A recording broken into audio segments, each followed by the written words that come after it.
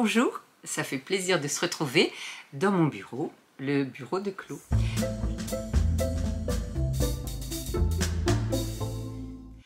Parmi les pauses que j'apprécie beaucoup aussi, c'est les pauses « je raconte ».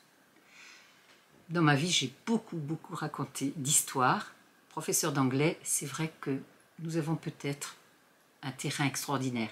Raconter l'histoire des mots, les voyages des mots entre les langues, les histoires de l'histoire de la géo, les histoires de ces grands personnages qui ont traversé le monde anglo-saxon, toutes les histoires de ces pays, les histoires de la littérature, je m'arrête là.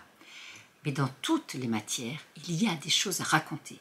Raconter en histoire, en géo, raconter l'histoire des roches, l'histoire des oiseaux, des insectes, des feuilles, l'histoire des sciences. Il n'y a pas de matière où il n'y ait pas objet à raconter. Et raconter, c'est notre métier, nous dit Paul Ricoeur. Je voulais vous citer cette phrase que j'ai lue là justement et qui m'a beaucoup plu, interpellée. Je la retrouve, je vous la cherche. Paul Ricoeur, philosophe, écrit en 1950 « Qu'est-ce que je fais quand j'enseigne? Je parle.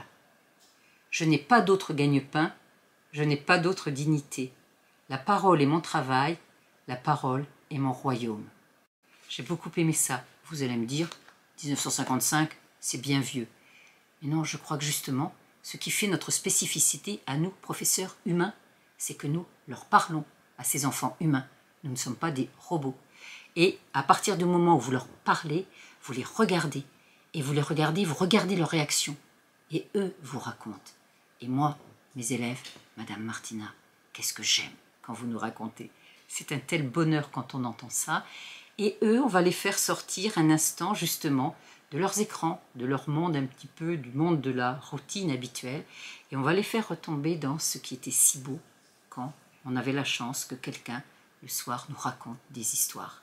Raconter.